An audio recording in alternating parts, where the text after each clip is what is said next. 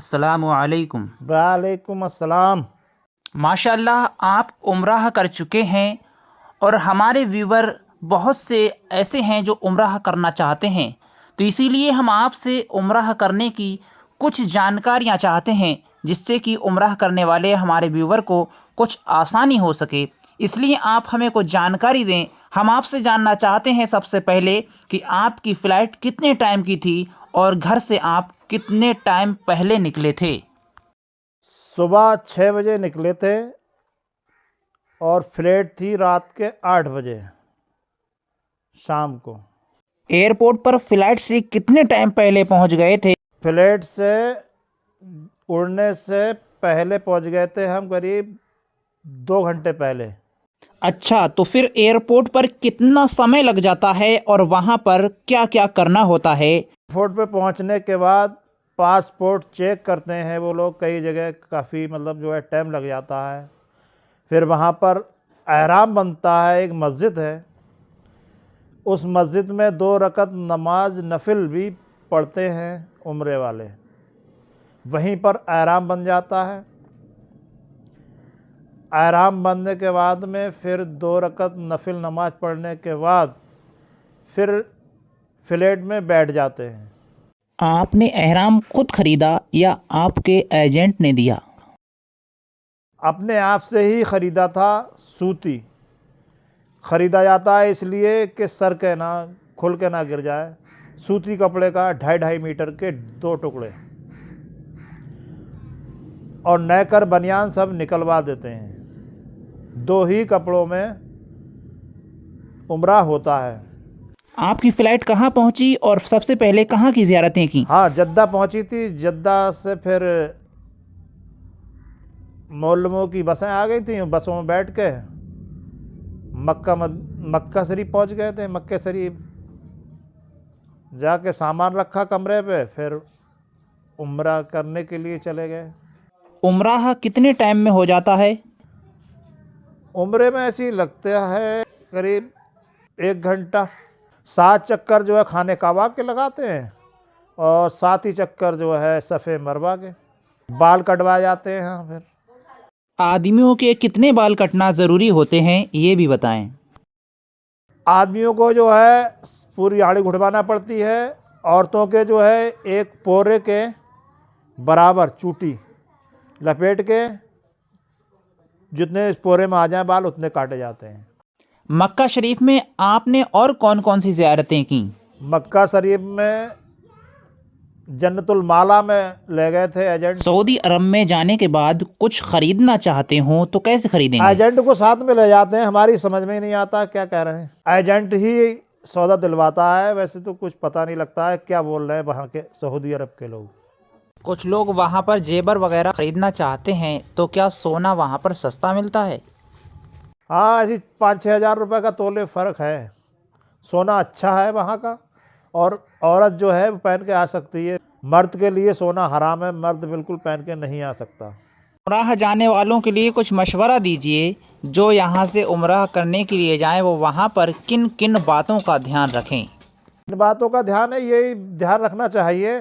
जैसे बातलून में कहीं जाना है तो उसका रास्ता एक ही है आने जाने का। बहुत सी औरतें जो है वहाँ जो है अंदर लौटपट होती रहती हैं। ये भी अच्छा है, रास्ता एक ही है मगर उसी में अंदर घूमती रहती हैं।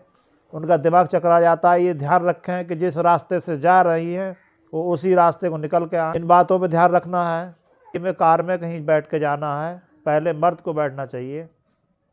और रास्ते में कहीं वो कहा है कि धक्का लगा दो गाड़ी में, तो धक्का लगाने के लिए भी ना उतरे तो दोनों साथ। कुछ लोगों के साथ ऐसा हो चुका है कि रास्ते में जाके उसने गाड़ी वाले ने कह दिया धक्का लगाइयो।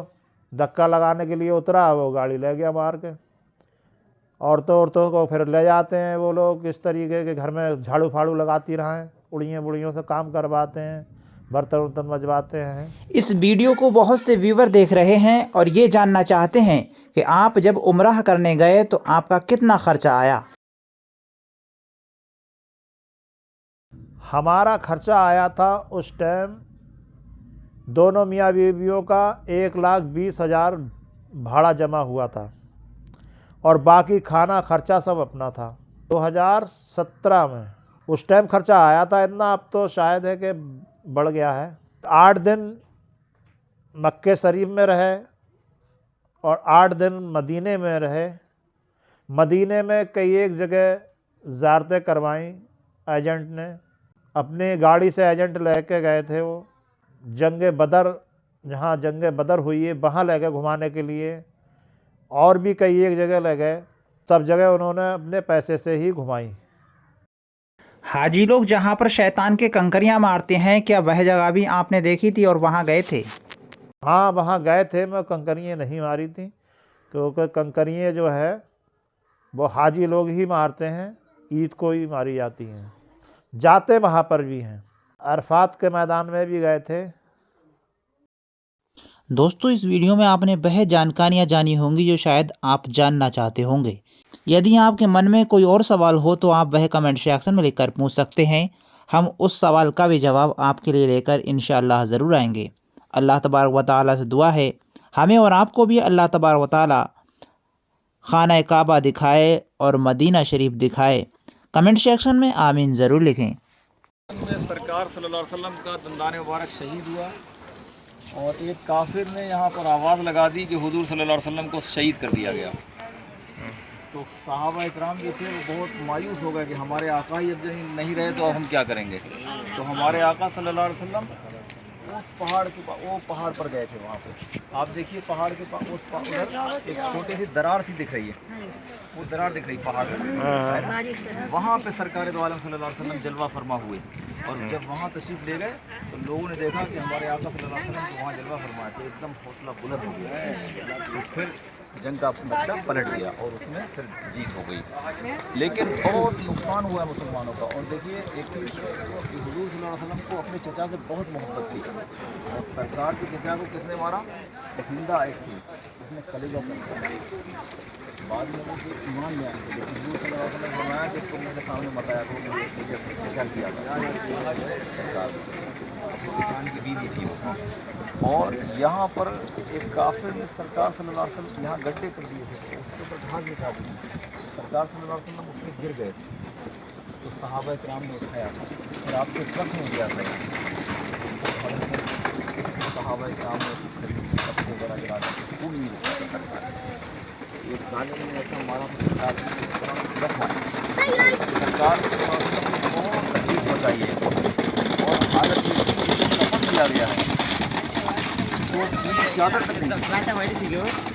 सरकार ने फरमाया कि साहबा कराम ने कहा कि या रसूलल्लाह चादर से अगर सर ढकते हैं तो पैर खुल जाते हैं और पैर ढकते हैं सर खुल जाता है। फरमाया सर को ढक दो और पैरों पे घास ये इस तरह से।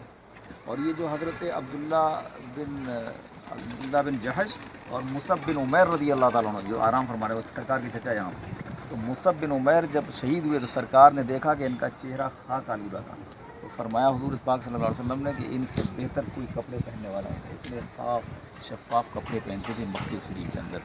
लेकिन जब शहीद हुए बहुत ऐसी हालत थी। सरकार ने फरमाया कि वो नौजवान है कि जिसने कभी मैले कपड़े नहीं पहने, लेकिन आज इसका ये हाल है। अल्लाह ने इसकी क़यामत को कबूल फरमा ली।